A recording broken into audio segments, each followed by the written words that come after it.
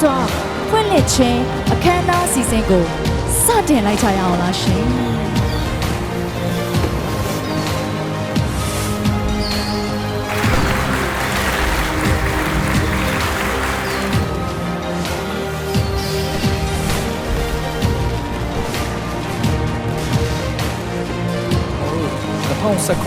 PS ရုံးစာဖွင့်ကြတဲ့